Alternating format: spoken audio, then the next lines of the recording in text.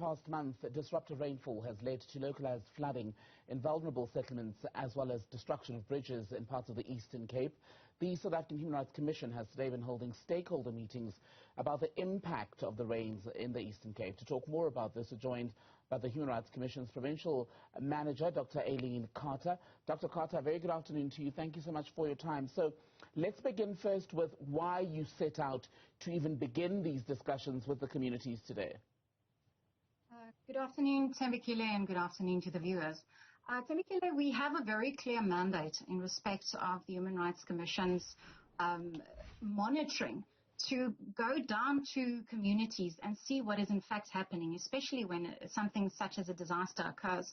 So what we have been doing as a commission is we have been going to the communities affected by the flooding to see firsthand what these effects are and how they are affecting the livelihoods of the vulnerable communities specifically.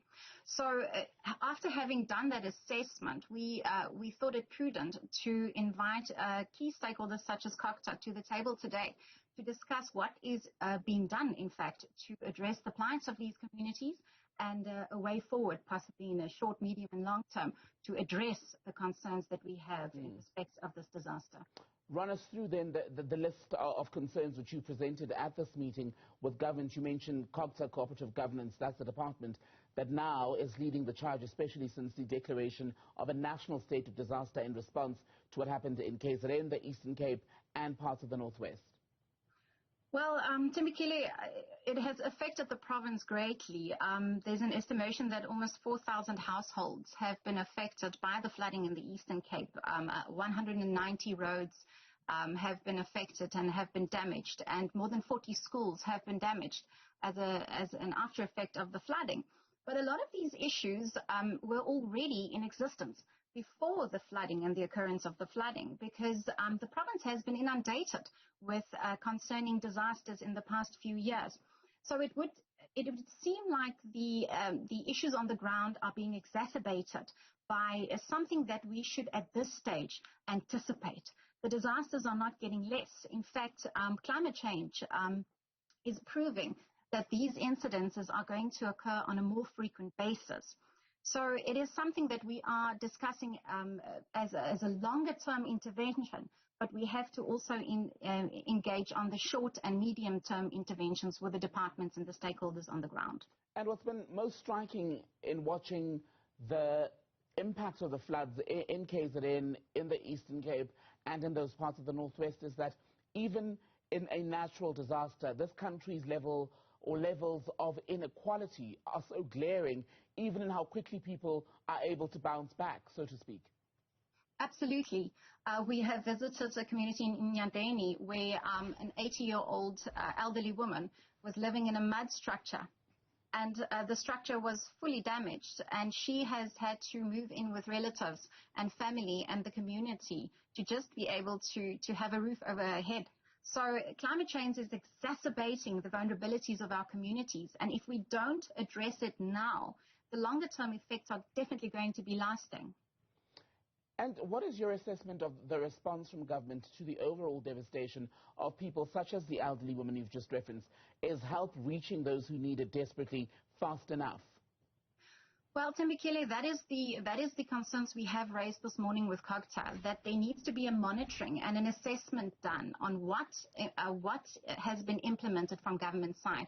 Now, we have a commitment from COGTA's side and the Disaster Management Center in the province that they will be feeding back to us after having a full-on engagement meeting with their stakeholders tomorrow. Now, what we will do in the interim and in the short term is our office will then take the commitments and the report backs that have been provided by these stakeholders, such as education, such as water, such as roads and infrastructure, and then go on the ground and see, in fact, have these implementations actually occurred?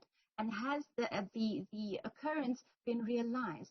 Because we can't have a department, for instance, say that water tankers have been dispersed, and at the end of the day go down to the ground and see that the communities are in fact still without water.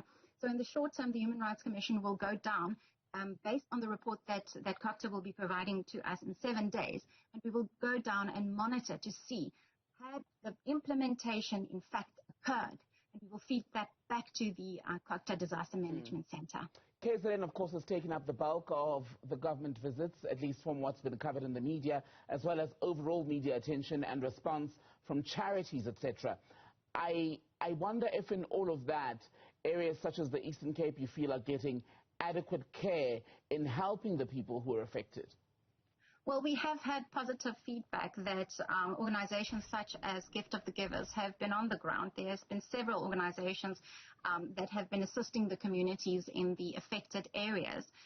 However, we are sitting with an issue that there will be billions required to address the damage that has been occurred in the province, billions which is simply not necessarily available readily. And that's why we need to, instead of addressing matters ex post facto after they have occurred, we need to start implementing a risk strategy to make sure that we anticipate these issues and that we budget for these issues not only at a national and a provincial level, but at a municipal level, so that at the end of the day, climate change policies and disaster management policies go down to the communities which they adversely affect. Dr. Eileen Carter from the Human Rights Commission in the Free State, not in the Free State, but the Eastern Cape. Good to have your time. Thank you, ma'am.